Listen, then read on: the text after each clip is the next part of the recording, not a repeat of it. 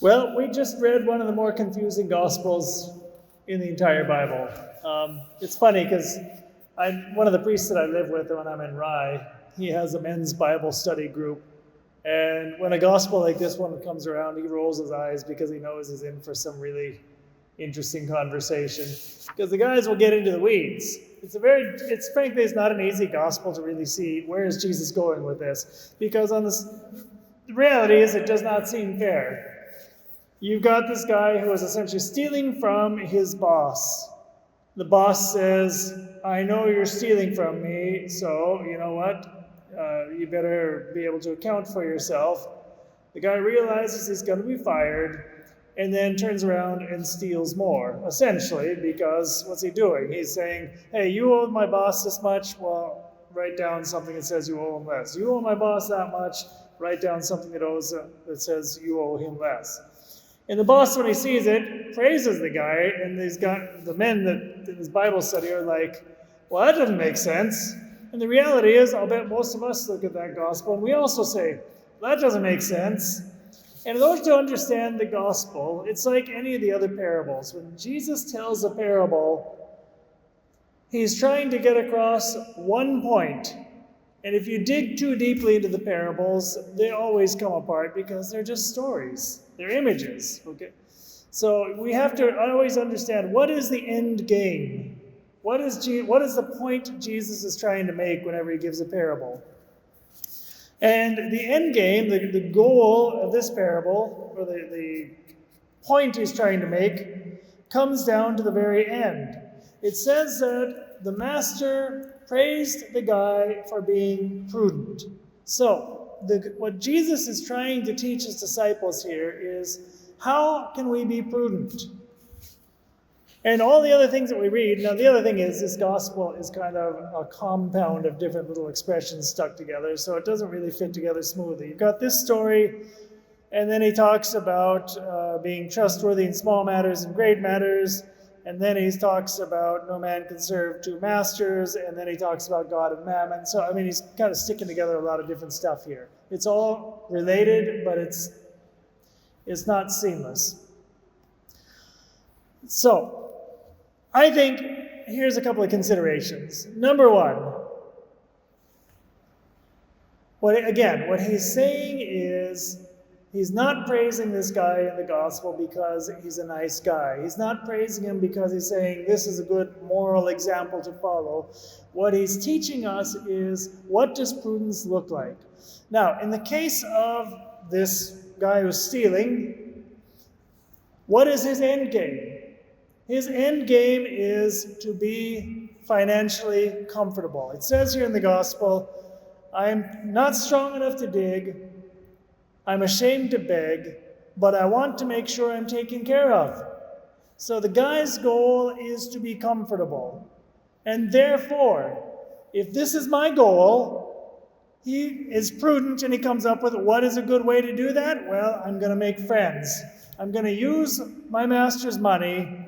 I'm going to use this and make friends with people so they will treat me well, so that when I get fired, I will be taken care of. So he's got a goal, and then he takes what is a good means to get to that goal, and he comes up with something. And the master recognizes this guy's pretty smart. Okay? So we can ask ourselves, in your life, what are my goals? Because the end game, the goal, is going to determine a lot. If my goal, for example, is to get rich quickly, by whatever means, just get rich, make a lot of money as quickly as I can, I will recommend a good career path for you. Sell crack. Get involved, be a drug dealer. If you can become a drug lord or kingpin, better yet. But get into start selling narcotics. If you want to get rich quick, there is no quicker way to make enormous amounts of money, huge return on your investment. You might get shot in the process, but if you're willing to take that risk, if the only thing you're really looking for is just make a lot of money in a short period of time, sell drugs, it's the best way probably known to man. Either that, or else you just really get lucky and pick some great stock. But that's, less likely and frankly a bit harder to pick, and it requires research. But if you're out selling meth, selling crack, doing something like that, you'll make money. Okay? I don't recommend it. Okay? But if that's your goal, there's a quick means to do it. What if your goal in life is just kind of lifelong security? I want to make sure economically that not only do I live a certain lifestyle and have a certain amount of security, but also my spouse and my children are going to be able to enjoy a certain lifestyle and go to certain schools and stuff. That's a more noble, ordinary goal, right? Okay. I recommend you do something like get involved go to Wall Street. Become a stock analyst or an investor or whatever. There are thousands and thousands of people in Metro New York that make a lot of money in the market. You don't even have to be one of the top dogs. I lived up in Rye, in Greenwich and all these Westchester County towns, as well as people living downtown Manhattan.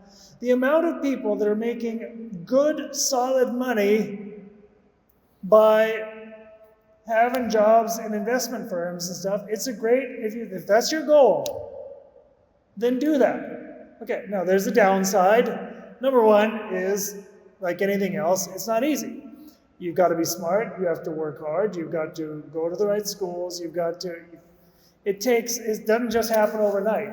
You have to become the kind of person, you've got to train yourself to be able to analyze the situation well, to pick well. Otherwise, you're just rolling the dice. It's like going to Las Vegas, You might win once, but if you keep playing Las Vegas, house always wins. If your goal is, the other thing, now here's the problem with that as a lifestyle. Number one, you're going to work long hours. You're going to work long hours. You may die at a young age because of the stress and everything. You might have a heart attack. You may not see a whole lot of your wife and kids. And your kids might just become soft and spoiled because, frankly, if you're sending them all to the best schools and everything, and your kids are living with wealth, but they don't see you and there's not much family life, likelihood is your kids will become materialists. They will become spoiled.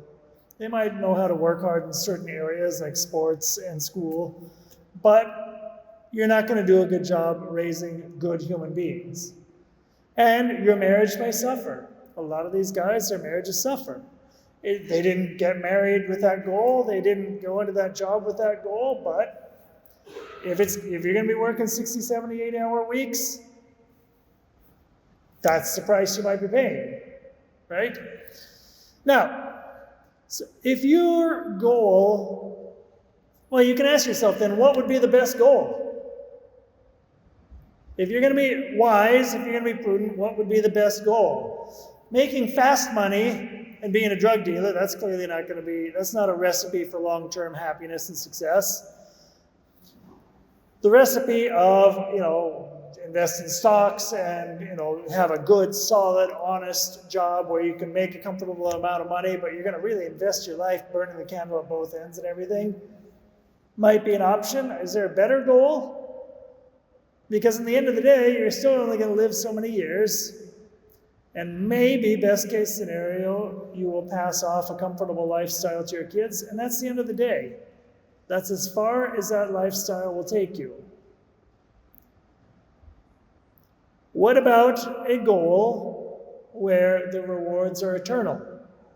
What about a goal where it's not just going to last 10, 20, 30, 40, 50, or 100 years, or extend even into the lives of your children, and that's as far as it goes? What about a goal where you will reap eternal rewards, eternal benefits for yourself and for others? Okay, now we're talking. If we're going to look and say, how am I going to spend my life? If we're going to say, what is the prudent thing to do? The prudent thing to do is to dedicate my life, my energy, my time into the thing that's going to give me the biggest possible return. I guarantee you will never find another job that promises you with 100% success rate, if you really seriously take it seriously, an eternal reward. And not only an eternal reward, but a reward that is bigger and will bring you more happiness, even in a small sample size, than any reward that you're going to get in this life. That is the prudent thing to do. So God is saying, look, if you're going, I'm telling you, learn from people, what does prudence look like? The guy that Jesus praised for his prudence, he wasn't wise in the broad sense of the term, because he didn't have the right goal.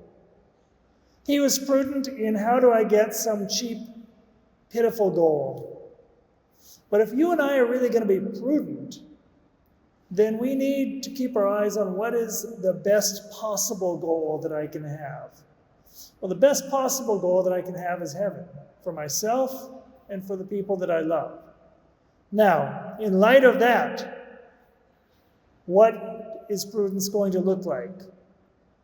In light of, if heaven is the best possible thing that I can aspire to, then what are going to be the means that I put into practice to get there? That's ultimately what our faith is about. And Jesus mentions here in this gospel a couple of other things that can become temptations, things that get in the way.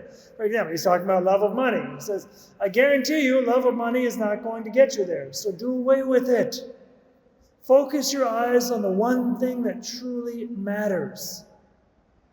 Holiness of life, theological charity, the life of grace. These are the only things that ultimately are going to lead us to happiness. These are the only things that ultimately are prudent. These are the only things that ultimately, at the end of our lives, if we dedicate all our energies right now to these things, it's the only life choice where you will look back at the moment of your death and say, yes, I did it. I went about it. I chose the right thing. I went for it. And now I'm so happy. Anything else that we dedicate ourselves to, you can throw yourself into a hardened soul, and it might not even be something bad in and of itself. But anything else that you throw yourself into that doesn't lead you to that final goal is worse than a waste of time. A waste of time would be just if you missed an opportunity in this life. It's worse than that. It sabotages our future. So, let's keep in mind, what is the end game? And with the end game in mind, what is going to be the means that I need to get there? In the Father, and the Son, and the Holy Spirit.